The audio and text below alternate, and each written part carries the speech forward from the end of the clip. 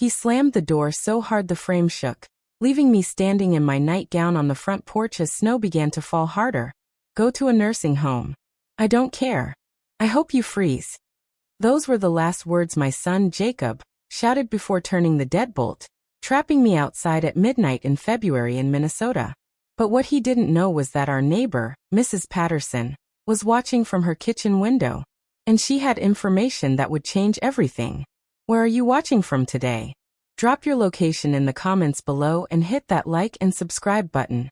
You're probably wondering how a 58-year-old former high school principal ended up locked outside her own son's house in the middle of a snowstorm. Well, let me tell you, it wasn't exactly on my retirement bucket list. My name is Margaret Wells, and until 3 hours ago, I thought I was having a nice family dinner with my son, Jacob, and his wife, Stephanie. I'd been living with them for 8 months since my divorce was finalized. 28 years of marriage down the drain when I caught my ex-husband Richard with his secretary in our bed.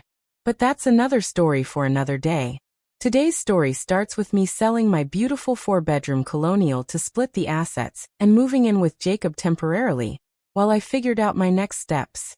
The argument started over something ridiculous, as these things usually do. I'd made a comment about the electric bill being higher than usual, suggesting maybe we could lower the thermostat a degree or two to save money. Innocent enough, right? Wrong. Stephanie immediately snapped that I was being controlling and nitpicky about their household decisions. I'm just trying to be helpful, I said, keeping my voice level. After 30 years in education, I'd learned how to stay calm during confrontations. Helpful. Stephanie's voice got that sharp edge I'd grown to recognize over the past months. You've been here 8 months criticizing everything we do. The way we load the dishwasher, how we discipline Emma, how much we spend on groceries. Jacob, my only child, the boy I'd raised to be respectful and kind, just sat there nodding along like a bobblehead. Mom, you have to understand Stephanie's point. This is our house. Our house. The house I'd helped them buy with a $20,000 down payment gift just 3 years ago. The house where I'd been paying a third of the mortgage since moving in, plus buying most of the groceries and handling the household cleaning, because Stephanie was too busy with her part-time job at the boutique. I understand completely, I said, standing up to clear the dinner plates. I'll start looking for my own place tomorrow. That's when Jacob exploded. With what money, Mom? You're living here because you can't afford anywhere else. Dad got the better lawyer, remember? The cruelty in his voice stopped me cold. My own son was throwing my financial situation in my face. The financial situation that existed partly because I'd been so generous with them over the years. I have options, I said quietly. Stephanie laughed, an ugly sound. Like what? You're 58, divorced, and worked in public education your whole life. You have no savings, no real job prospects, and no husband to take care of you anymore. I have you. The words came out before I could stop them. And immediately, I regretted the vulnerability. Jacob's expression twisted into something I didn't recognize. We never asked you to depend on us, Mom. We were helping you out, but we have our own lives to live. Emma's getting older and needs her own space. Stephanie wants to start her family business from the house. There just isn't room for everyone. So what are you saying? I'm saying maybe it's time to consider other options. There are some really nice assisted living places around here. You'd have your own space, activities with people your own age, meal plans. Assisted living for a perfectly healthy 58-year-old woman, whose only crime was getting divorced and trusting her family. I'm not ready for assisted living, Jacob. Well, you can't stay here forever. That's when I made my mistake. I got angry. Forever. I've been here 8 months and contributed more to this household than your wife does. Stephanie's face went white. Excuse me. You heard me. I pay for a third of everything. Do most of the cleaning, help with Emma's homework, and cook dinner 4 nights a week. What exactly do you contribute besides complaints? And that's when Jacob lost it completely. He started yelling about disrespect and boundaries, and how I'd been undermining their marriage since day one. Stephanie was crying dramatically, talking about how I'd made her feel unwelcome in her own home. The whole thing spiraled out of control in about 5 minutes. The next thing I knew, Jacob was grabbing my arm and marching me toward the front door. You need to cool off outside for a few minutes and think about how you want to handle this. Jacob, it's snowing and I'm in my nightgown. Then maybe you'll think faster. The door slammed, the lock clicked, and there I was, standing on the porch in my thin cotton nightgown and slippers, watching snowflakes land on my bare arms while my son and daughter-in-law went back to their warm house. The temperature was dropping fast, probably already below 20 degrees. My fingers were starting to go numb, and I could feel my feet getting wet through my house slippers. I banged on the door for about 10 minutes, calling Jacob's name, but there was no response. Either they couldn't hear me or they were ignoring me. I was starting to panic, wondering if I could make it to my car in the garage when I heard a voice. Margaret. Oh my goodness. What are you doing out there? Mrs. Patterson from next door was hurrying across her yard in a heavy coat and boots, her gray hair covered by a knit hat. I'm having a disagreement with Jacob, I said, trying to keep the humiliation out of my voice. In a nightgown in February, her voice was incredulous. Come on, you're coming to my house right now before you get frostbite. I started to protest, but she was already taking my arm and leading me across the snowy yards toward her warm front porch. Helen, I can't impose on you like this nonsense. My brother's visiting for the week anyway. There's plenty of room. As we reached her door, she paused and looked back at Jacob's house, her expression hardening. Margaret, there's something you should know about your son's job situation. What do you mean? She opened her door and ushered me into the blessed warmth. My brother is his boss. I stopped moving. What? My brother Peter runs the marketing division at Hartwell Industries. He's been Jacob's supervisor for the past year and a half. My mind raced. Jacob worked for Hartwell Industries, one of the biggest employers in town. If Mrs. Patterson's brother was his boss, that meant she probably knew things about Jacob's work situation that I didn't. Helen, I said carefully, is there something I should know? She handed me a thick robe from her hall closet and gestured toward her living room sofa. Honey, sit down. We need to talk. The hot chocolate Helen made was the most beautiful thing I'd seen all evening. And not just because my hands were finally warm enough to hold the mug. I was wrapped in her late husband's terrycloth robe, thick wool socks on my feet, sitting in front of a crackling fireplace while snow continued to fall outside. Meanwhile, my son was probably sleeping soundly in his warm bed, completely unconcerned about whether his mother had frozen to death on his front porch. Peter's upstairs on a work call, but he'll be down soon, Helen said, settling into the chair across from me. Margaret, I have to ask you something, and I want you to be honest with me. I nodded, though I wasn't sure I was ready for whatever she was about to tell me. How much do you know about Jacob's job performance lately? The question caught me off guard. I know he's been stressed. He's been working longer hours. Seems tired a lot.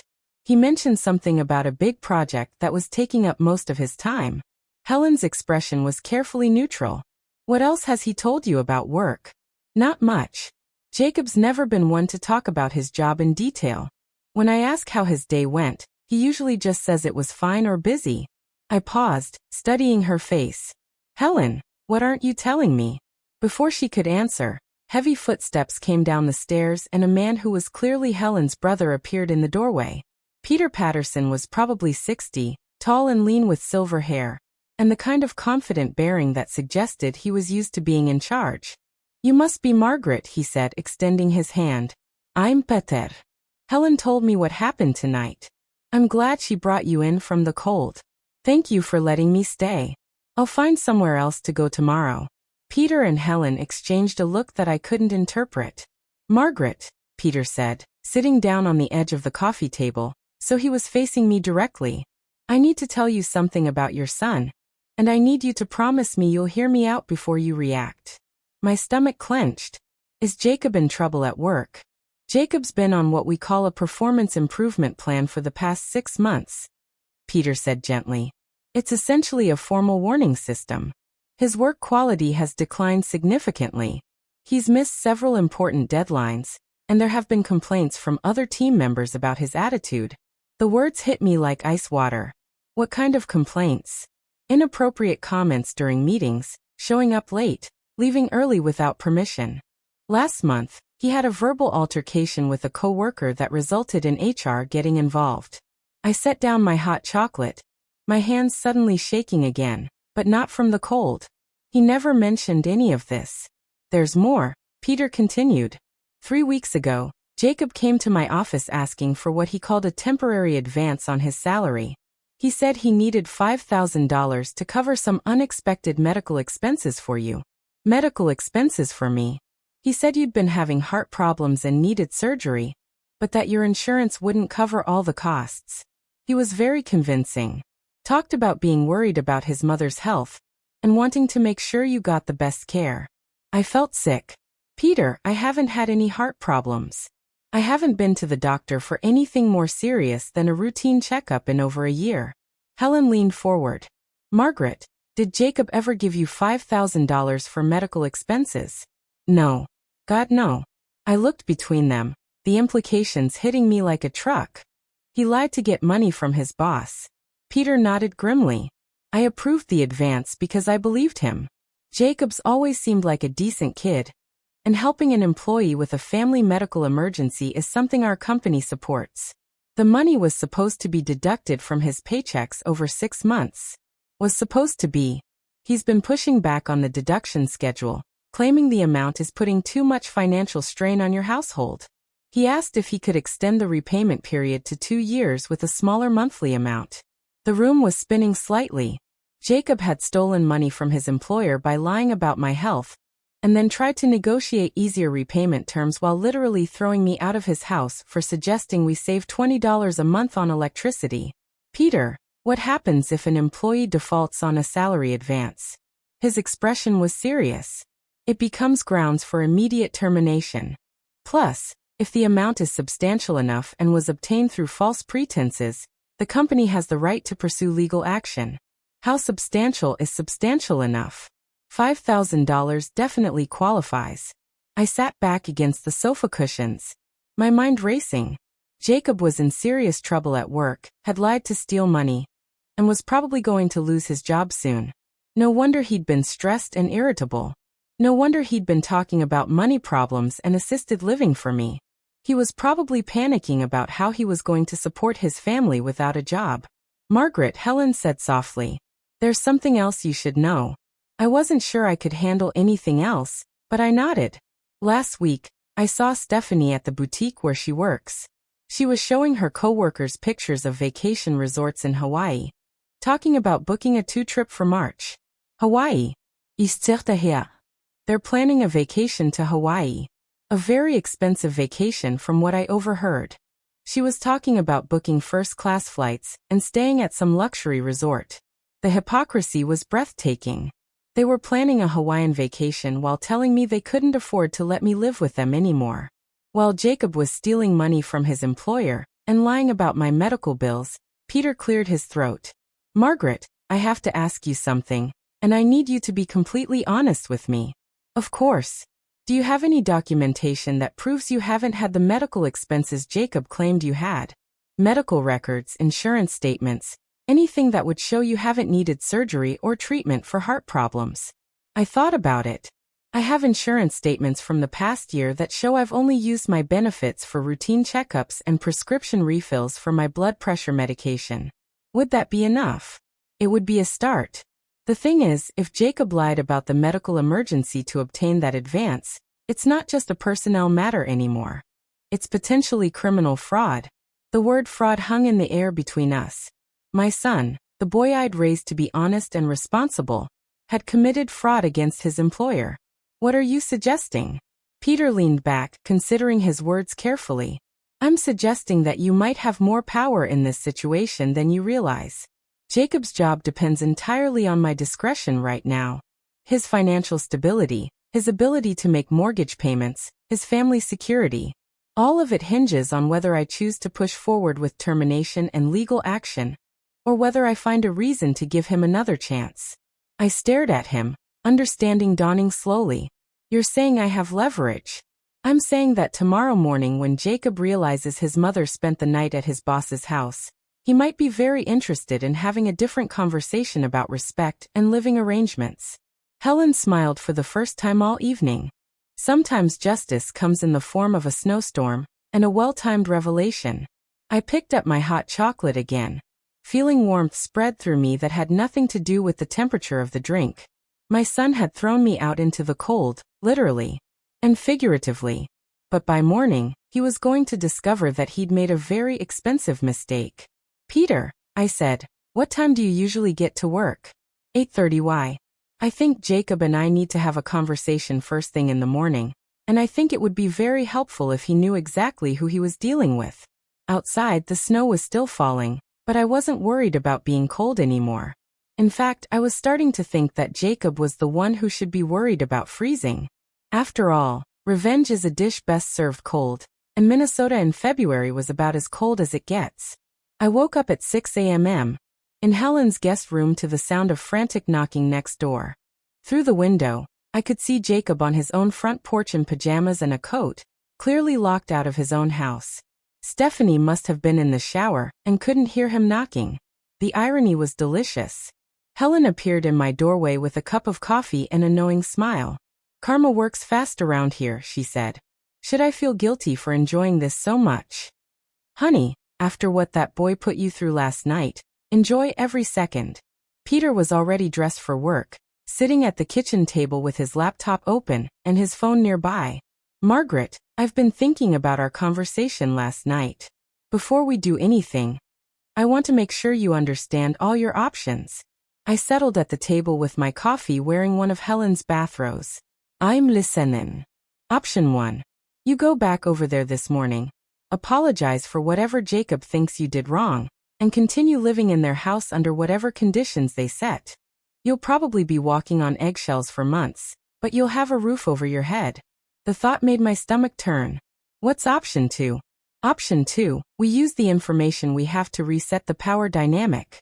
Jacob learns that actions have consequences, and you negotiate a better situation for yourself from a position of strength. In option 3, Peter's expression grew serious. Option 3, I handle this as a straightforward employment issue. I document Jacob's fraud, terminate his employment, and pursue legal action for the stolen advance. You find your own housing solution, but Jacob faces the full consequences of his choices without any family considerations. I thought about each option while watching Jacob through the window. He'd finally gotten back into his house, probably through the garage.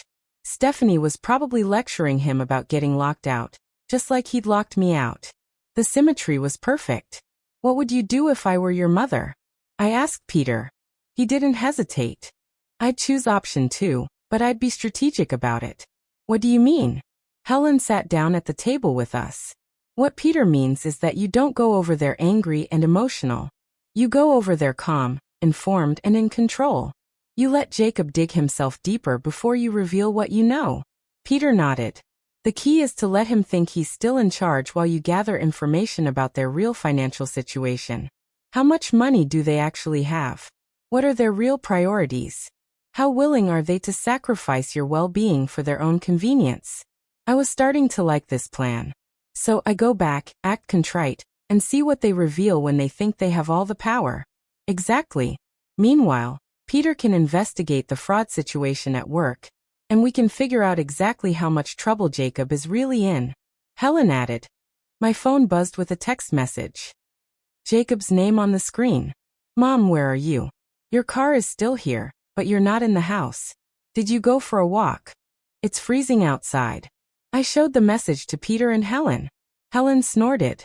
He locked you out for hours and now he's worried about you taking a walk in the cold. What should I tell him? Peter thought for a moment. Tell him you're fine and you'll be home soon. Don't mention where you spent the night. Let him wonder. I typed back. I'm fine. We'll be home in a bit. We'll be. We need to talk. The response came immediately. Mom, I'm really sorry about last night. I lost my temper and I shouldn't have locked you out. Stephanie and I both feel terrible. Helen raised an eyebrow. They feel terrible now that they don't know where you are. Another message. Can we start over? Can we? Maybe we can figure out a better arrangement for everyone. A better arrangement. I said to myself, that's interesting phrasing. Peter was typing on his laptop. Margaret, I'm pulling up Jacob's employment file right now. I want to show you exactly what we're dealing with before you go over there. He turned the laptop screen toward me. Jacob's personnel record showed a steady decline over the past year. His annual review rating had dropped from exceeds expectations to meets expectations to needs improvement. There were multiple written warnings for tardiness, missed deadlines, and what HR delicately called interpersonal conflicts with colleagues. "This is worse than you told me last night," I said. I was trying to be diplomatic. The truth is, Jacob's been on thin ice for months. The salary advance fraud was just the latest in a series of problems. I scrolled through the documents. There was a complaint from a female coworker about inappropriate comments Jacob had made during a team meeting. Another report about him leaving work early without permission to go to what he claimed was a family emergency, but which turned out to be a golf outing with friends. Peter, how close is he to being fired even without the fraud issue? Very close. I'd already scheduled a meeting with HR for next week to discuss termination. The salary advance situation just accelerated the timeline. My phone buzzed again. Another text from Jacob. "Mom, please come home. Stephanie made your favorite breakfast. We really want to work this out." "Your favorite breakfast?" Helen looked skeptical. "I don't have a favorite breakfast that Stephanie knows how to make. She barely knows how to make coffee." Peter closed his laptop. "Margaret, when you go over there, I want you to pay attention to a few things. First, listen to how they talk about money. Are they really struggling financially? Or are they just prioritizing other expenses? Second, notice how they treat you when they think they need something from you versus how they treated you last night when they thought they had all the control. And third, see if you can find out about this Hawaii vacation. If they're planning expensive trips while claiming they can't afford to let you live with them, that tells you everything you need to know about their priorities." I stood up and went to look out the window at Jacob's house. Their kitchen lights were on, and I could see movement inside. They were probably preparing for the conversation we were about to have, maybe planning their strategy for managing the mother they'd thrown out like trash 12 hours ago. "Helen, can I borrow some clothes? I want to look put together when I go over there." "Of course, honey. What's your plan?" "I'm going to be the sweet, apologetic mother they expect me to be. I'm going to listen to their generous new offer for my living situation. I'm going to ask questions about their financial situation and their future plans." I turned away from the window and smiled at both of them. "And I'm going to let them hang themselves with their own rope." Peter grinned. "I like your thinking." "And Margaret?" "Yes. My business cards are on the hall table. Take one with you. Don't show it to them, but keep it in your pocket just in case you need to remind yourself that you're not powerless in this situation." "What time is your meeting with Jacob about the salary advance?" "I haven't scheduled it yet.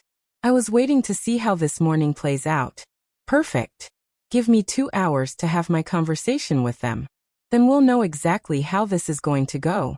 I headed upstairs to get dressed, feeling more confident than I had in months. Jacob and Stephanie thought they'd played their trump card last night when they locked me out. They thought they'd shown me exactly how dependent and powerless I was.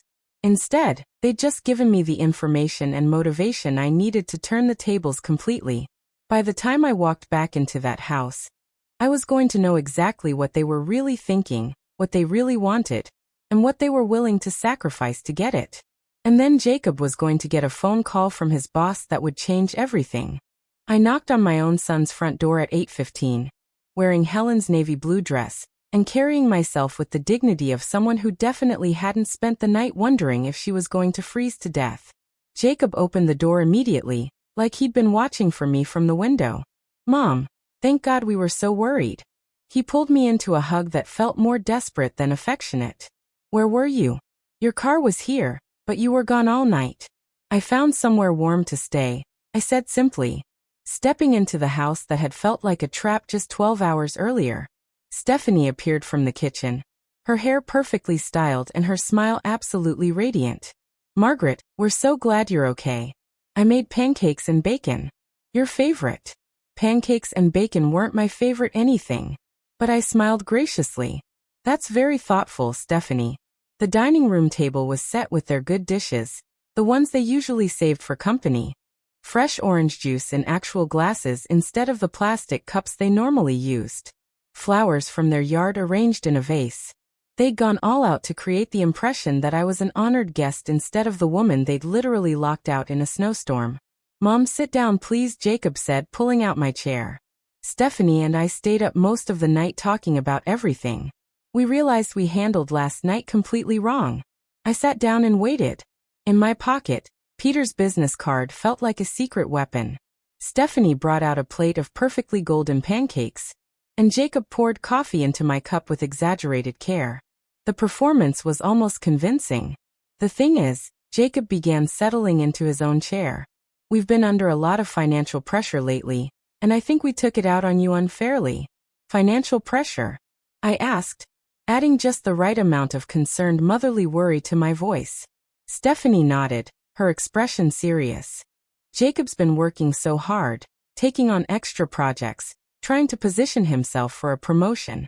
It's been really stressful. Extra projects. I almost choked on my orange juice. According to Peter, Jacob had been doing the opposite of extra work. A promotion? I asked. That sounds promising. Jacob's smile was tight. Well, it's not guaranteed yet, but my boss has been giving me more responsibilities, and I think it's heading in that direction. More responsibilities like being placed on a performance improvement plan and getting written up for missing deadlines. That's wonderful, honey. What kind of promotion are you hoping for? Department supervisor, he said without hesitation. It would mean a significant salary increase, better benefits, more security for our family. Stephanie reached over and squeezed his hand. We're trying to be optimistic, but it's scary when you're waiting to hear about something that could change your whole life. The lies were flowing so smoothly. I almost admired their creativity.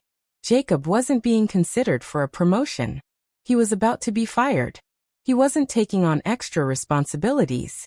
He was failing to meet basic job requirements, and he definitely wasn't getting a salary increase. He was on the hook for $5,000 he'd stolen by lying about my medical needs. I can understand how that kind of uncertainty would be stressful, I said sympathetically. Is there anything I can do to help? They exchanged a look across the table, the kind of quick glance that meant they'd rehearsed this conversation. Actually, Stephanie said, we wanted to talk to you about your living situation here. Here it comes, I thought. The truth is, Jacob continued, we love having you here, but the house is getting cramped with 3 adults and Emma. And if the promotion comes through, we'll be in a better position to help you find a really nice place of your own. What kind of place? Well, Stephanie's voice took on an enthusiastic tone. We've been researching some beautiful senior living communities in the area. Places with activities and social opportunities. Maybe a little apartment where you'd have complete independence, but also support if you need it. Senior living communities. They were still pushing the same agenda as last night, just with better packaging. Those sound expensive, I said carefully. They can be, Jacob admitted. But we'd help with the costs, especially once my promotion goes through. In fact, we've already looked at a few places just to get an idea of what's available. You've already looked? Stephanie nodded eagerly. There's one called Sunset Manor that's absolutely beautiful. Private apartments, meal plans, a fitness center, even a library. We drove by last week just to see what it looked like. Last week, they'd been apartment hunting for me while I was paying 1/3 of their mortgage and doing their housework. And how much would a place like that cost? Around $3,000 a month, Jacob said. But like I said, we'd help with that. $3,000 a month that they expected to help with using a salary from a job he was about to lose and money he'd stolen from his employer. That's very generous, I said. But I'd want to contribute to my own expenses. I couldn't let you carry that burden. Mom, you don't have much in savings after the divorce, Stephanie said gently. We know Dad got the better deal in the settlement. Actually, Richard had gotten the house and his retirement accounts, but I'd gotten half of everything else, plus alimony. My savings weren't extensive, but they weren't non-existent either. I just hadn't advertised the details of my financial situation. I might have more resources than you realize, I said. Jacob leaned forward. What do you mean? I mean, I've been looking into my options, too. There might be some benefits available to me that could help with housing costs. It was technically true. I had been looking into my options, including the option of staying in their house and making them face the consequences of their choices. What kind of benefits? Stephanie asked. Oh, various programs for women over 55 who've gone through divorce, housing assistance, job training programs, things like that. Jacob looked relieved. That's great, Mom. If you could qualify for some assistance, it would make the transition so much easier. Speaking of transitions, I said casually, when were you thinking this move might happen? Another exchanged glance. Well, Jacob said slowly. Sooner might be better than later. How much sooner? Stephanie jumped in. We were thinking maybe by the end of the month. That would give you time to get settled before spring. And it would give us time to prepare for the promotion and everything that comes with it. End of the month. 2 weeks away. 2 weeks seems quite fast, I said. We know it's a lot to ask, Jacob said. But honestly, Mom, I think you'll be happier with your own space, more independence, people your own age to socialize with, activities designed for seniors, people my own age. I was 58, not 88. And what about Emma? I asked. Won't she miss having Grandma around? Stephanie's smile flickered for just a moment. Of course she'll miss you, but she's at an age where she needs more privacy. Teenage girls, you know. Emma was 11. Plus, Jacob added, you'll be able to visit anytime. Maybe even have Emma spend weekends with you at your new place. She'd probably love having sleepovers in a senior community. The picture they were painting was becoming clearer by the minute. They wanted me out immediately. They expected me to pay for expensive senior housing with resources I supposedly didn't have. And they thought they were going to maintain the relationship on their terms with occasional visits and sleepovers. This all sounds very thoughtful, I said, finishing the last of my pancakes. I appreciate how much planning you've put into this. They both looked relieved. So you're okay with the timeline? Stephanie asked. Well, I'll need to make some phone calls today. Check on those benefit programs. Maybe visit a few of these communities to see what's available. Of course, Jacob said. Take all the time you need today. I mean, we know this is a big decision. I looked at my watch. 8:45. Peter would be at his office by now, probably wondering how my conversation was going. Actually, I should start making those calls right away. Time-sensitive applications, you understand. Absolutely, Stephanie said. Use the house phone if you need to make long-distance calls. I stood up from the table, gathering my dignity around me like armor. Thank you both for breakfast and for being so understanding about last night. Jacob stood up too. Mom, we really are sorry about how that went down. We never should have let it escalate like that. You're right, I said. You shouldn't have. I headed toward the living room to get my purse, both of them following me with expressions of hopeful expectation. Oh, one more thing, I said casually, turning back toward them. I hope I didn't worry you too much by not coming home last night. I know you must have been concerned about where I was staying. We were worried, Jacob said. Where did you end up going? I smiled sweetly. I stayed with a neighbor. Lovely people. The husband works downtown in management somewhere. Very successful from what I can tell. I left them to wonder about that while I headed upstairs to gather my thoughts and make some phone calls. Phase 1 of my plan was complete. I now knew exactly how desperate they were to get rid of me, exactly how willing they were to lie about their financial situation, and exactly how little they valued my contributions to their household. Phase 2 was going to be much more interesting. I pulled Peter's business card out of my pocket and reached for my phone. Peter answered on the first ring. How did it go? Even better than we hoped, I said quietly, closing the guest room door behind me. They want me out by the end of the month. They've already been looking at senior living facilities for me, and Jacob just told me he's being considered for a promotion to department supervisor. A promotion. Peter's laugh was sharp. Margaret, I'm looking at a termination letter I drafted yesterday. Jacob's performance review is scheduled for this afternoon. And it's not going to be a pleasant conversation. They also mentioned that Jacob's been taking on extra projects and more responsibilities. The only extra responsibility Jacob has right now is explaining to HR why he lied about your medical expenses to steal $5,000 from the company. I looked out the guest room window at my car in Jacob's driveway. Peter, they're planning something. This isn't just about wanting me out of the house. They've clearly been working on this plan for weeks. What makes you say that? They've already researched senior living places. They have specific timelines, and they're way too prepared with answers about finances and benefits. Plus, Stephanie mentioned seeing brochures and visiting facilities. You don't do that level of research overnight. Peter was quiet for a moment. Margaret, what did they say about money? Are they offering to help pay for this senior living arrangement? They said they'd help with the $3,000 monthly cost once Jacob gets his promotion, but they also seemed very interested in what resources I might have available. Resources. I mentioned that I might have access to some benefits and assistance programs, and they both got very attentive very quickly. Margaret, I want you to try something. Tell them you've been approved for some kind of housing assistance, but you need documentation of your current living expenses to complete the application. What kind of documentation? Mortgage payments, utility bills, food costs. Tell them you need to show exactly how much you're currently contributing to household expenses. I understood immediately. You want to see if they'll admit how much money I've been giving them. Exactly. If they're claiming financial hardship while taking substantial contributions from you. That's relevant to Jacob's employment situation. How is it relevant? Peter's voice got more serious. Because if Jacob is receiving significant financial support from family members while claiming he needs salary advances for medical emergencies, that suggests a pattern of financial dishonesty that goes beyond just one fraudulent request. I hadn't thought about it that way, but it made sense. Jacob had been taking money from me every month while crying poverty to his boss. There's something else, I said. I think they might be planning a vacation. Helen mentioned overhearing Stephanie talk about Hawaii. When? March. According to Helen. First-class flights and a luxury resort.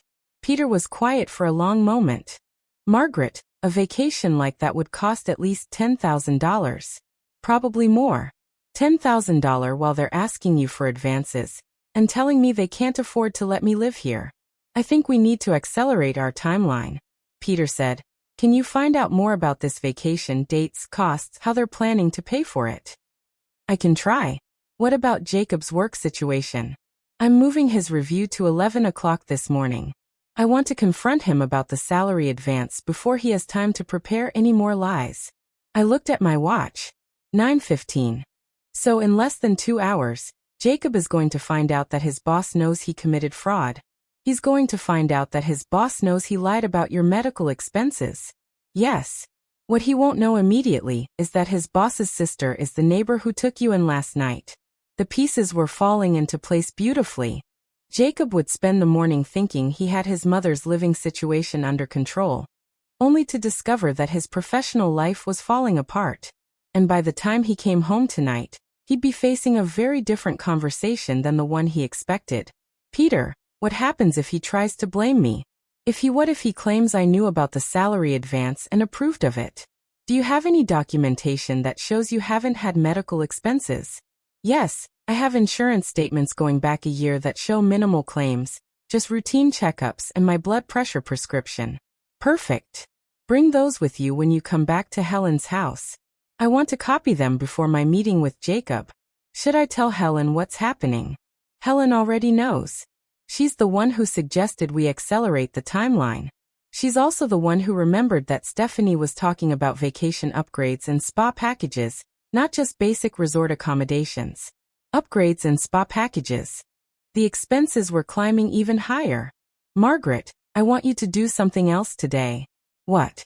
I want you to act like you're seriously considering their senior living plan. Ask them to drive you to look at facilities. See how eager they are to speed up the process. You think they'll try to rush me into something? I think they're more desperate than they're letting on. If Jacob knows he's in trouble at work, even subconsciously, he might be pushing harder to resolve what he sees as other financial drains. Financial drains like his mother who'd been contributing to his household expenses for 8 months. I'll call you after I visit some facilities, I said. What time is Jacob's meeting? 11 o'clock. I'll call you as soon as it's over. I hung up and sat on the edge of the guest bed, looking around Helen's cheerful room with its floral wallpaper and photographs of grandchildren. 12 hours ago, I'd been a homeless woman in a nightgown, dependent on my son's charity and subject to his whims. Now I was a strategist with inside information and powerful allies. My phone buzzed with a text message from Stephanie. How are those phone calls going? Any good news on benefits? I typed back, very promising. Should know more this afternoon. Her response came immediately. Wonderful. Let us know if you need help with paperwork or applications. I smiled, thinking about the paperwork Jacob was going to be dealing with in about an hour. Personnel files, insurance fraud documentation, termination letters. Another text arrived. Jacob suggested we could drive you to look at a few places today if you're interested. Get a feel for what's available. They were eager. Very eager. That would be great, I replied. I'd love to see Sunset Manor and maybe one or two others. Perfect. We can leave whenever you're ready. I looked at my watch again. 9:25. Jacob's workday was about to become very interesting, but he didn't know it yet. Meanwhile, I was about to spend the morning touring senior living facilities with two people who had no idea that their financial house of cards was about to collapse. I gathered my insurance paperwork from my purse and headed downstairs. Phase 2 of the plan was about to begin, and I was discovering that I had quite a talent for strategic thinking.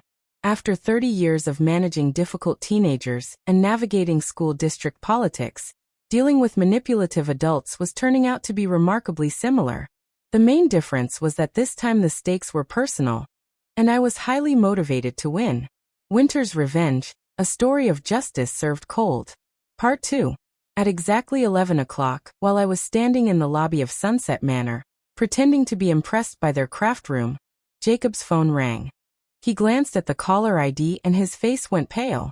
It's my boss, he said to Stephanie, his voice tight. I need to take this. He stepped away from us, walking toward the parking lot while I continued my Oscar-worthy performance of examining activity schedules with the facility director. But I was watching Jacob through the window, and what I saw was a man's world falling apart in real time. His posture changed first, shoulders hunching forward like he was bracing for impact. Then his free hand went to his forehead, the universal gesture of someone receiving very bad news. By the time he hung up, his face had gone from pale to gray. Everything okay? Stephanie asked when he returned, though she clearly already knew it wasn't. I have to go into work right now. There's some kind of emergency meeting. Emergency meeting. I almost felt sorry for him. Almost. Can't it wait? Stephanie's voice had an edge of panic. We're in the middle of helping your mother find a place to live. Jacob looked at me, and for the first time all day I saw genuine fear in his eyes. Mom, I'm really sorry, but this can't wait. Can we continue the tour later? Of course, honey. Work comes first. I kept my voice perfectly understanding while inside I was practically glowing with satisfaction. Is everything all right? Everything. You look worried. I'm sure it's nothing serious. Probably just some paperwork issue that needs to be cleared up. Paperwork issue. Well, that was one way to describe fraud charges. The drive back to their house was tense.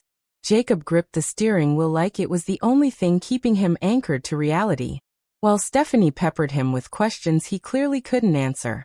What kind of emergency meeting happens on such short notice? I don't know, Steph. Did you do something wrong? I don't think so. Well, what did your boss say exactly? He said there were some discrepancies in my personnel file that needed immediate attention. Discrepancies. Peter was handling this perfectly. When we pulled into their driveway, Jacob's hands were actually shaking as he turned off the engine. I better change into a suit, he mumbled, heading for the house like a man walking to his execution. Margaret, Stephanie said, grabbing my arm before I could follow him. What did you think of Sunset Manor? Her desperation was almost palpable. Even with Jacob clearly in crisis, she was still focused on getting me out of their house. It was lovely, I said. Very clean, good security, nice amenities. So you'd be interested in applying? I think so, though I'd want to see a few more places before making a decision. Stephanie's smile was strained. Of course, we want you to find the perfect fit. Inside the house, we could hear Jacob upstairs opening and closing drawers frantically, probably looking for his best tie, the one he'd worn to job interviews before he'd gotten his position at Hartwell Industries. The irony was perfect. Stephanie, I said carefully, is Jacob under a lot of pressure at work lately? He seems more stressed than usual. She hesitated, and I could see her weighing how much to reveal. He's been working really hard for this promotion. Sometimes that means walking a fine line between being ambitious and being too pushy. You know, too pushy. That was an interesting way to describe lying to steal money. Has he mentioned any specific concerns about his job security? Why would you ask that? Well, he seems very anxious about this meeting. And you both seem eager to make changes to our living situation quickly. I just want to make sure I'm not adding to any financial stress you might be under. Stephanie's laugh was forced. Oh no. We're fine. Financially. In fact, we've been planning a little getaway for March. Hawaii. We've been saving up for months. Saving up for months while taking money from me and stealing from Jacob's employer. Hawaii sounds wonderful. Very expensive though. Well, we got a good deal through Jacob's company travel program. Jacob appeared at the top of the stairs, dressed in his navy suit, and looking like he was headed to a funeral instead of a meeting. I have to go, he called down. I'll probably be there for a few hours. Call me when you're done, Stephanie called back. Let me know how it goes.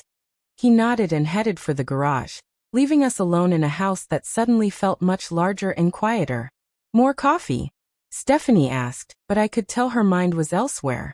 Actually, I think I'll rest for a bit. The morning was more tiring than I expected. I headed upstairs to the guest room, closed the door, and immediately called Helen.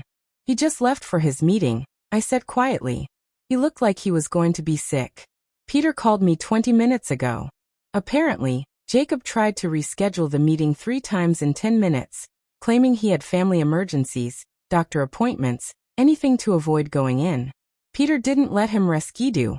Peter told him that the longer he waited, the more serious the situation would become.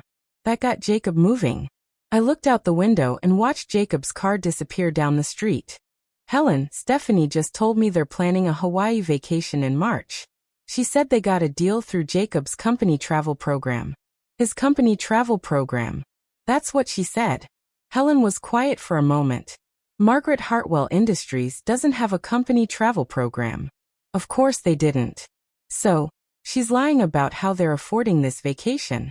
Either lying or Jacob has been lying to her about where the money is coming from. I thought about that. Given what I'd learned about Jacob's character over the past 24 hours, both options seemed equally likely.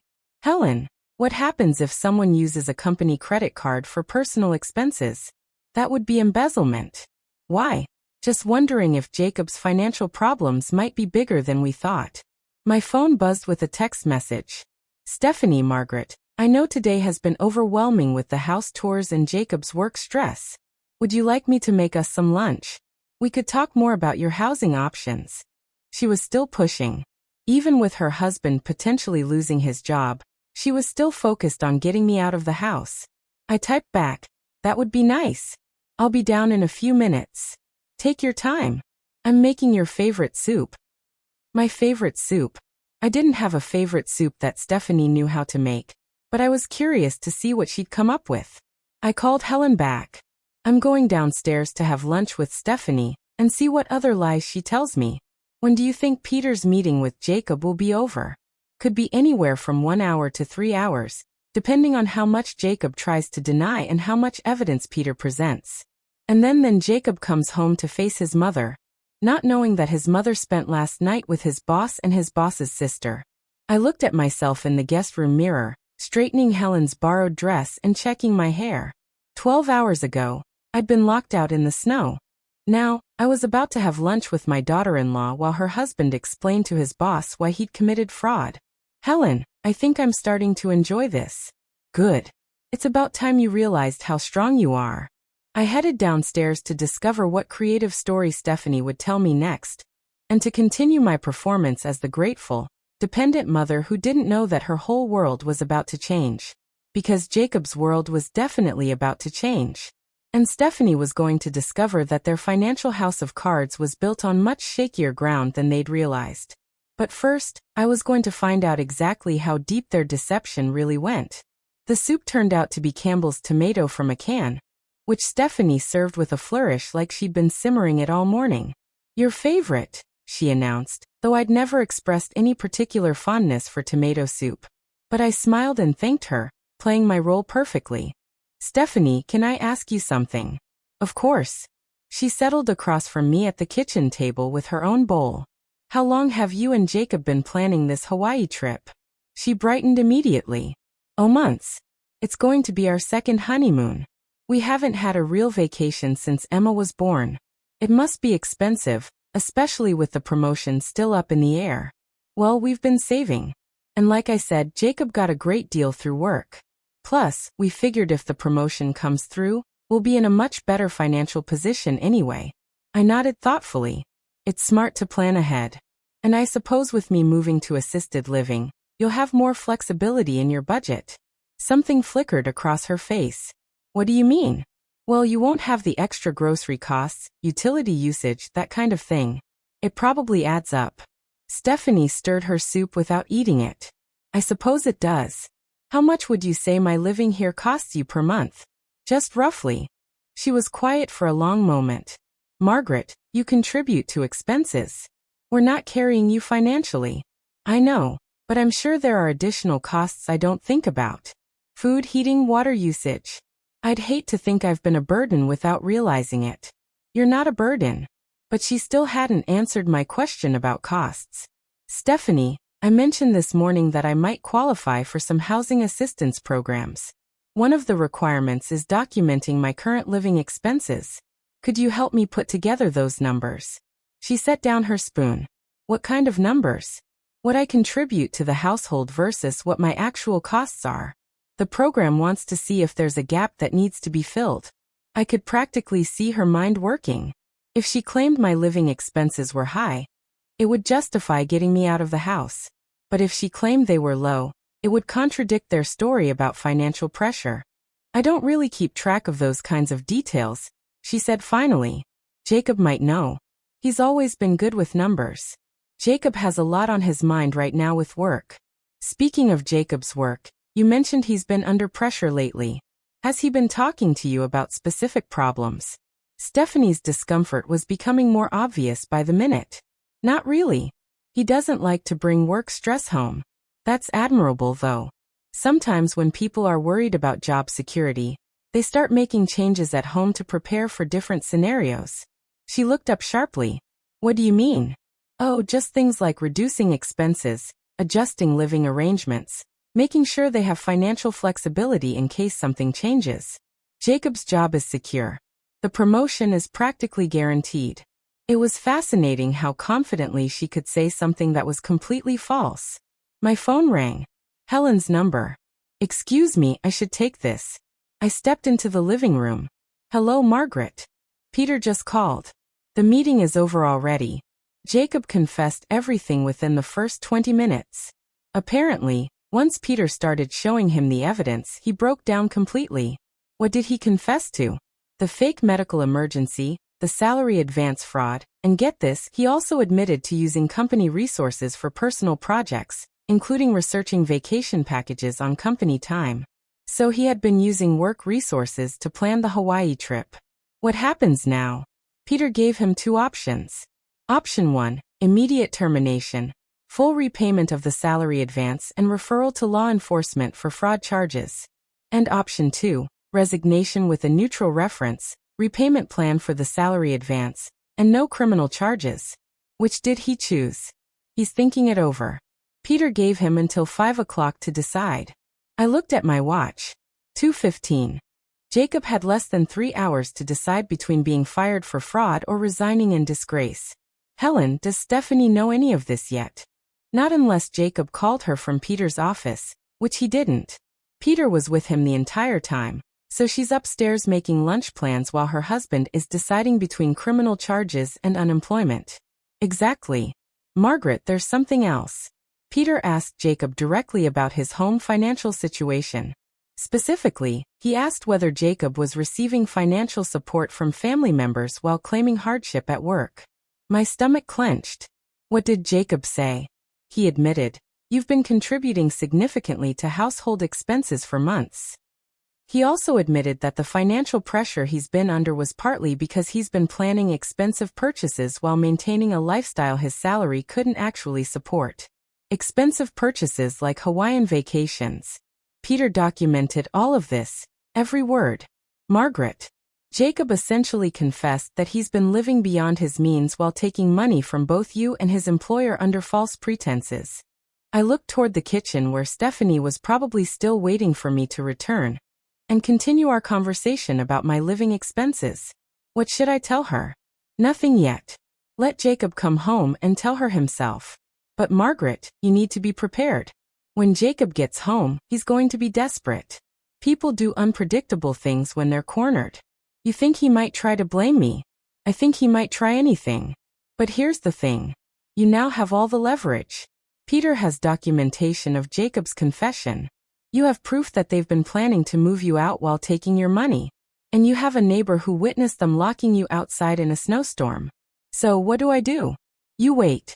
Let Jacob come home and explain to his wife why their Hawaii vacation just got canceled and why their mortgage is about to become a lot harder to pay. Then you decide what kind of relationship you want with them going forward. I hung up and returned to the kitchen where Stephanie was still sitting with her untouched soup. Everything okay? She asked. Just a neighbor checking on me after last night. She was worried. That's nice. Which neighbor? I smiled. Mrs. Patterson. She's very sweet. Stephanie nodded absently. Margaret, I was thinking while you were on the phone, maybe we should look at a few more senior living places this week. Just to give you a good range of options. Still pushing. Even now, she was still trying to speed up my departure. That sounds like a good idea, though. I suppose a lot depends on what Jacob learns about his promotion situation. What do you mean? Well, if the promotion doesn't come through, you might need to reconsider the timeline for my move. Senior living is expensive, and I wouldn't want you to overextend yourselves financially just to help me. Stephanie's smile was tight. Well, make it work either way. You're both so generous. I hope Jacob knows how lucky he is. I think we're all lucky to have each other. I finished my soup and carried my bowl to the sink, thinking about luck and family, and the difference between being generous and being used. In about 3 hours, Jacob was going to walk through that front door with news that would change everything. And Stephanie was going to discover that all her careful planning for my departure had been based on circumstances that no longer existed. But first, I was going to enjoy watching her continue to plan for a future that was never going to happen. After all, there's something deeply satisfying about knowing the ending when everyone else is still reading the middle of the story. Jacob didn't come home at 5 o'clock or 6 o'clock or 7 o'clock. By 8 p.m., Stephanie was pacing the living room like a caged animal, checking her phone every 30 seconds and jumping every time she heard a car in the distance. This isn't like him, she kept saying. He always calls if he's going to be late. I sat on their couch, ostensibly reading a magazine, but actually watching her unravel with clinical fascination. She tried calling Jacob 6 times in the past hour, each call going straight to voicemail. Maybe his meeting ran long, I suggested helpfully. What kind of meeting lasts 9 hours? The kind where your husband has to choose between criminal fraud charges and voluntary resignation. I thought. Should we call the office? Stephanie asked. What if something happened to him? I'm sure he's fine. Jacob's always been responsible about taking care of himself. Responsible? That was generous considering his recent track record. At 8:30, car doors slammed in the driveway. Stephanie rushed to the window, then froze. He's not alone. There's someone with him. I joined her at the window. Jacob was walking up the driveway with another man. Both of them looking like they'd spent the day at a funeral. The other man was tall, well-dressed, and carried himself with the authority of someone used to handling difficult situations. Who do you think that is? Stephanie whispered. I had a pretty good idea, but I kept my expression puzzled. Maybe someone from work. The front door opened and Jacob's voice carried into the living room. Steph, Mom, we need to talk. We gathered in the living room where Jacob introduced his companion as Mr. Richardson from the company's legal department. Mr. Richardson had the poker face of someone who delivered bad news many times before. I asked Mr. Richardson to come with me because there are some legal implications to what I need to tell you. Jacob began, his voice shaky. Stephanie sank into her chair. Legal implications. Mom. Stephanie, I need to tell you both something, and I need you to let me get through it before you ask questions. I nodded encouragingly. though inside I was thinking that this was going to be better than any television drama. I'm no longer employed at Hartwell Industries. As of this afternoon, I submitted my resignation. Stephanie's face went white. What, Jacob? What happened? There were some irregularities in my personnel file. Financial irregularities. Mr. Richardson spoke for the first time. Mr. Wells obtained a salary advance under false pretenses. Specifically, he claimed the advance was needed for emergency medical expenses for his mother. All eyes turned to me. I arranged my expression into confusion and concern. Medical expenses. Jacob. What medical expenses? Jacob couldn't meet my eyes. I told them you needed heart surgery, and that insurance wouldn't cover all the costs. Heart surgery. My voice rose perfectly. Jacob, I haven't needed any surgery. I don't have heart problems. I know. I know. Elite. Stephanie was staring at him like she'd never seen him before. You lied to steal money from your employer. It wasn't stealing. Exactly. I was planning to pay it back. Mr. Richardson cleared his throat. The advance was for $5,000. Mr. Wells has made no payments toward repayment in the 6 weeks since he received the funds. $5,000 that they didn't have while planning Hawaiian vacations and trying to get me to move to expensive senior housing. Jacob, I said quietly, where did that money go? Living expenses, bills, the mortgage payment last month when I came up short. Stephanie was doing the math in her head, and I could see the moment she realized the implications. The Hawaii trip, she whispered. We can cancel that, Jacob said quickly. I already started looking into the cancellation policies. The deposits are non-refundable, Stephanie said. We put down $3,000 just last week. Mr. Richardson made a note on his legal pad. Mr. Wells, as we discussed this afternoon, you have 30 days to begin repayment of the advance. The company has agreed not to pursue criminal charges provided you meet the payment schedule. What if he can't make the payments? Stephanie asked. Then the matter will be referred to law enforcement for prosecution. The room fell silent except for the tick of their antique wall clock. Jacob looked like he'd aged 10 years in one day, and Stephanie kept opening and closing her mouth like she couldn't find words. There's something else, Jacob said finally. Something else?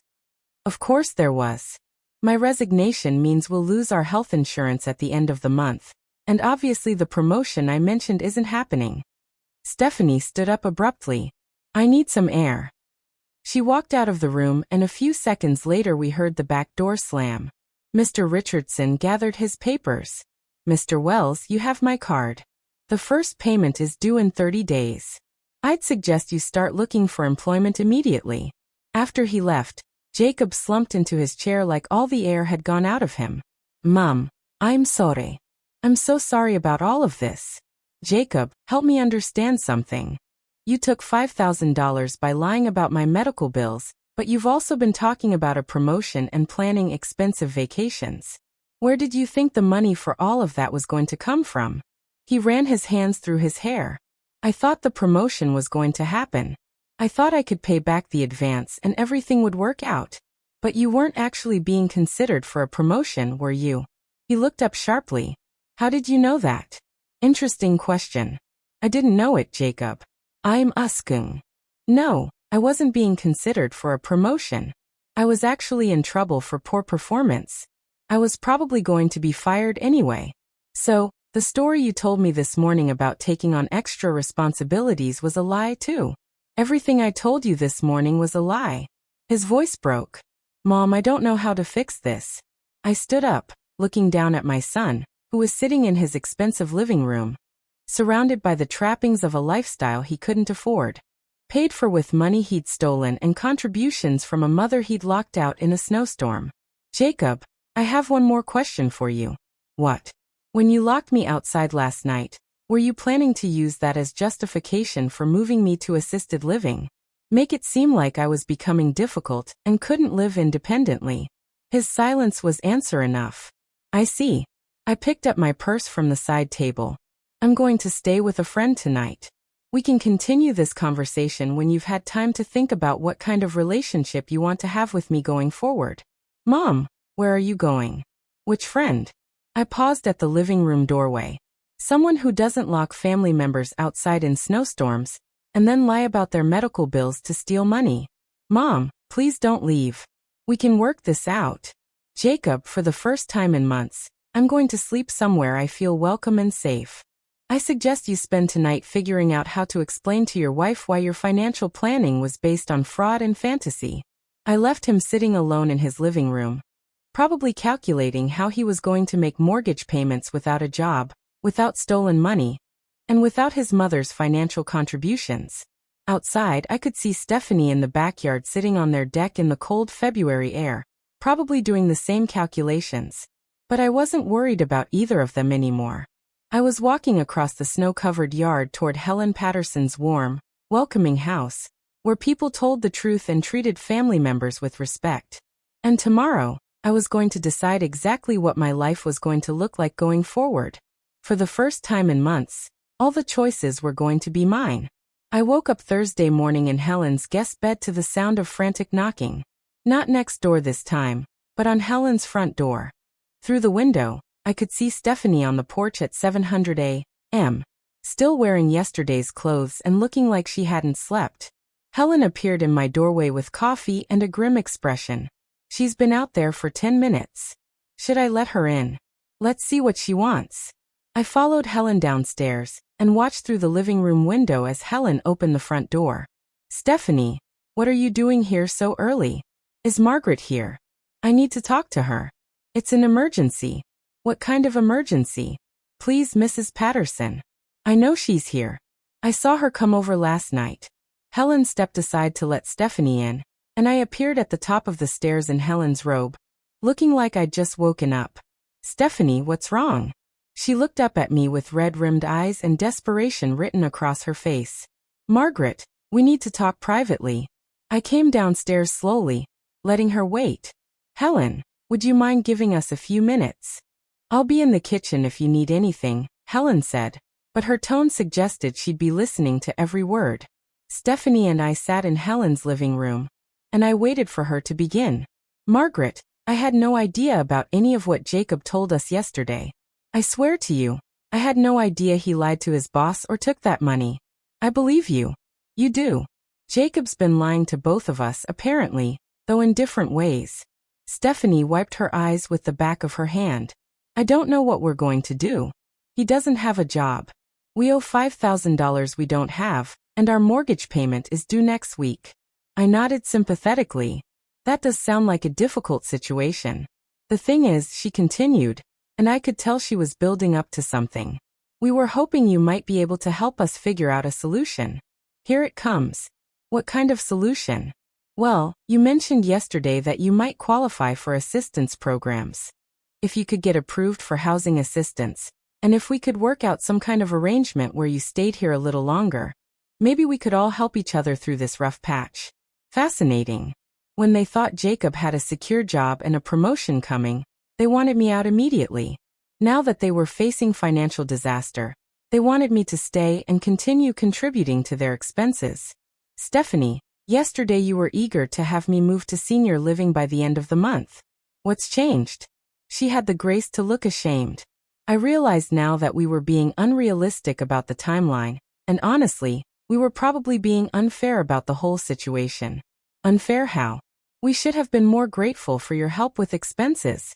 Instead of treating your contributions like they were temporary, we should have recognized that you were helping us maintain a lifestyle we couldn't actually afford. Finally, some honesty. So, you're saying you need my financial help to keep the house. I'm saying we need time to figure out how to restructure everything. Jacob needs to find a new job. We need to pay back that money. And we need to cancel the vacation. Have you started looking into the vacation? Stephanie's face crumpled. The deposits are non-refundable. $3,000 down the drain. Plus, we'll owe cancellation fees for the rest. How much will the cancellation fees be? Probably another $2,000.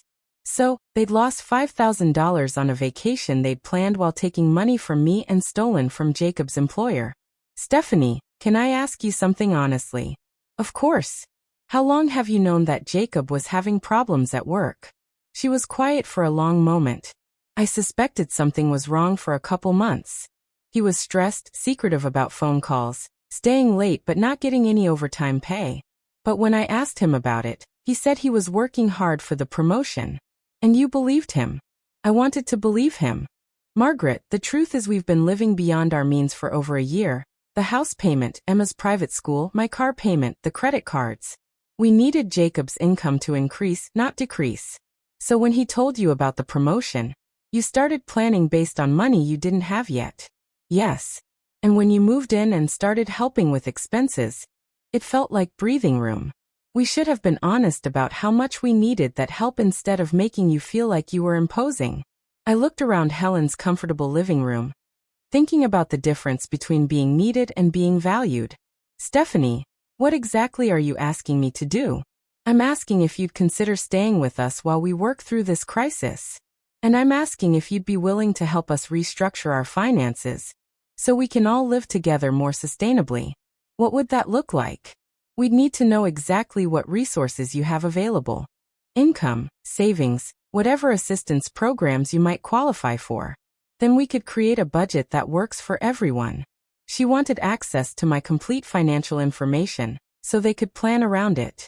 And in exchange you'd have a stable place to live, and we'd all work together as a family to get through this. I stood up and walked to Helen's window, looking across at the house where I'd been locked outside just 2 days ago. Stephanie followed me. Margaret, I know we made mistakes, big mistakes, but we're family. Families help each other. I turned to face her. Stephanie, families do help each other, but help is voluntary and it's mutual and it's based on respect. I understand that now. Do you? Because 2 days ago, you locked me outside in a snowstorm when I suggested saving $20 on the electric bill. Yesterday, you were touring senior facilities to get me out of your house as quickly as possible. Today, you want me to stay and share my financial information so you can plan your budget around my contributions. Stephanie's face flushed. I know how it sounds. How does it sound? Like we only want you when we need your money. That's exactly how it sounds because that's exactly what it is. She started crying then. Big ugly sobs that shook her whole body. Margaret, I don't know what else to do. We're going to lose everything. I felt a moment of sympathy for her. But then I remembered standing on that porch in my nightgown while snow fell around me. Stephanie, you're going to lose some things. That's what happens when you make financial decisions based on fraud and fantasy. But you're not going to lose everything. And you're certainly not entitled to my help in avoiding the consequences of your choices. So you won't help us. I didn't say that. I said, I won't help you avoid consequences. There's a difference. She looked up at me with desperate hope. What do you mean? I sat back down, folding my hands in my lap. I mean that if you want my help, it comes with conditions. Real conditions. Not the pretend gratitude you've been showing me. What conditions? And that's when I smiled because I'd been thinking about this all night. And I knew exactly what I wanted. First, Jacob needs to get a job. Any job. I don't care if he's flipping burgers or stocking shelves, but he needs to start earning money immediately to pay back that $5,000. Stephanie nodded frantically. Second, you need to sell your car and buy something you can actually afford. But my car is almost paid off. Your car payment is probably $400 a month. You can't afford $400 a month for a car when you don't have jobs. She nodded again, though less enthusiastically. Third, Emma comes out of private school immediately and goes to public school like millions of other kids whose parents can't afford expensive tuition. But her education will be just fine in public school. I taught in public schools for 30 years, and I can assure you that expensive doesn't automatically mean better. Okay. What else? I stood up again, looking down at her. Those are the conditions for them to avoid losing their house. The conditions for my help are different. Different how? If you want me to contribute financially to your household, I become an equal partner in all decisions about that household. Budget decisions, vacation planning, major purchases, guest policies, everything gets discussed with me first. That seems fair. And Jacob goes to therapy. Real therapy with a licensed counselor to figure out why he thinks lying and stealing are acceptable ways to solve problems. Stephanie was quiet for a moment. And if we agree to all of this, then I'll consider staying and helping you rebuild your finances responsibly. But Stephanie, yes, if anyone in that house ever treats me with disrespect again, if anyone locks me out or talks to me like I'm a burden, I'll be gone that same day and I'll take my financial contributions with me. She stared at me like she was seeing me clearly for the first time. Margaret, I had no idea you were this strong. Neither did I said, until you gave me reason to find out. 6 months later, I stood in my new kitchen making coffee and watching through the window as Jacob left for his job at the hardware store. It wasn't the prestigious position he'd imagined for himself, but it was honest work that paid enough to cover his share of the household expenses and make payments on his debt to Hartwell Industries. The kitchen was smaller than the one in Jacob and Stephanie's house, but it was mine. The little 2-bedroom condo I'd purchased was perfect for my needs, with enough space for Emma to visit on weekends, and a guest room for the friends I'd made in my new life. My phone rang as I was adding cream to my coffee. Stephanie's name on the screen. Good morning, I answered. Margaret. I just wanted to call and thank you again for everything you did yesterday. Yesterday had been Emma's first science fair at her new public school, and I'd helped her put together a project about weather patterns. She'd won second place and been absolutely thrilled. Emma did all the work. I just helped her organize her thoughts. Still, she was so excited to have you there. We all were. Things had been different since that morning in Helen's living room 6 months ago.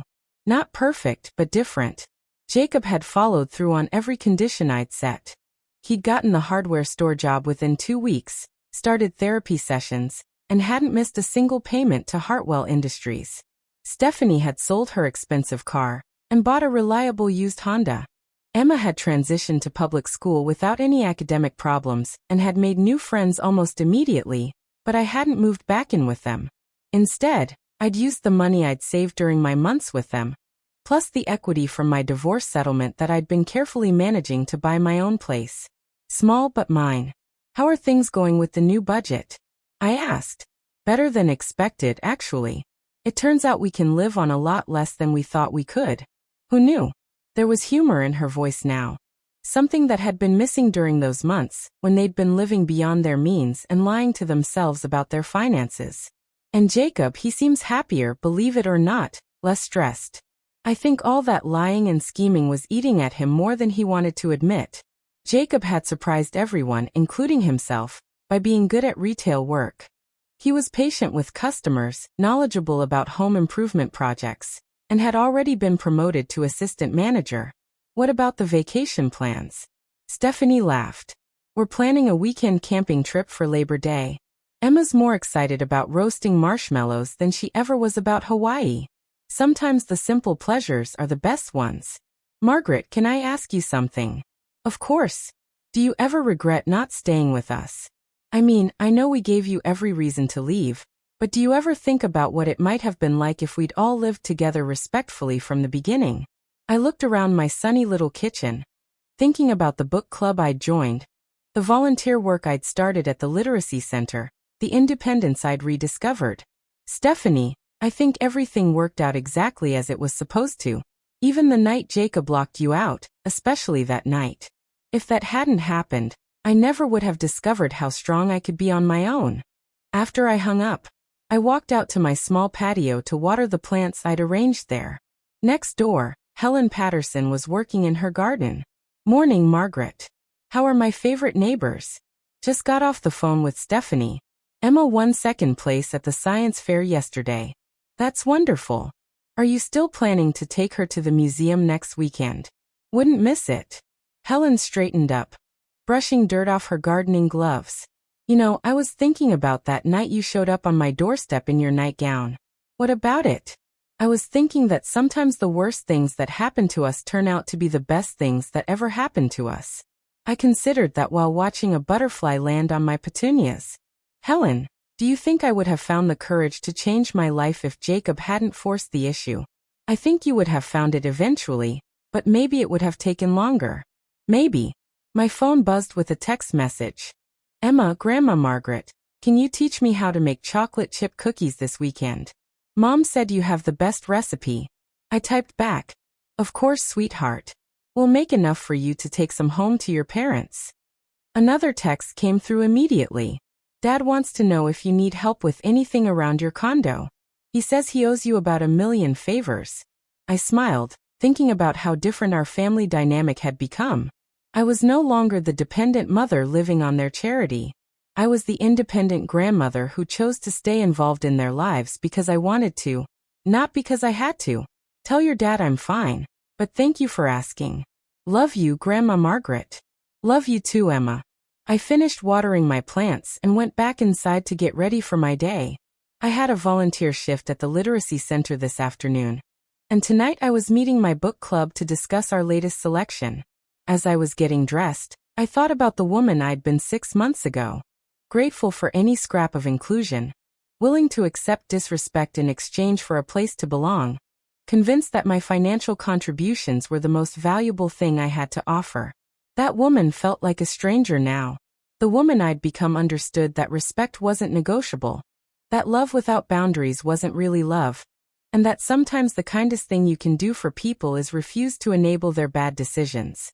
Jacob and Stephanie had learned to live within their means because I'd refused to subsidize their financial fantasy. They'd learned to value my presence because I'd shown them I was perfectly capable of living without their approval. And Emma was growing up seeing a grandmother who was strong, independent, and unwilling to settle for less than she deserved. My doorbell rang, interrupting my thoughts. Through the peephole, I saw a delivery truck. Package for Margaret Wells.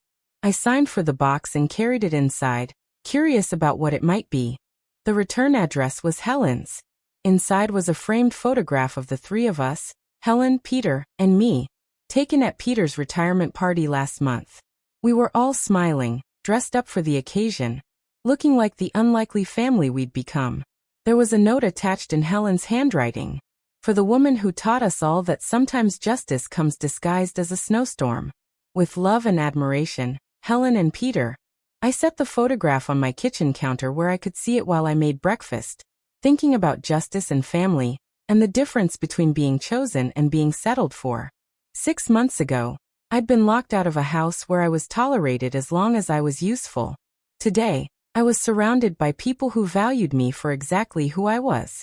The snow had melted months ago, but the lessons I'd learned during that cold February night were still with me. Sometimes you have to be willing to stand alone in the cold before you can find your way to real warmth. And sometimes the best revenge isn't revenge at all. It's building a life so good that you're grateful to the people who forced you to find your own strength.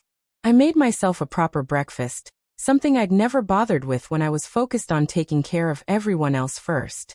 Then I sat at my own table in my own kitchen, in my own home, and planned my day exactly the way I wanted it to be. At 58, I'd learned that independence isn't about not needing anyone.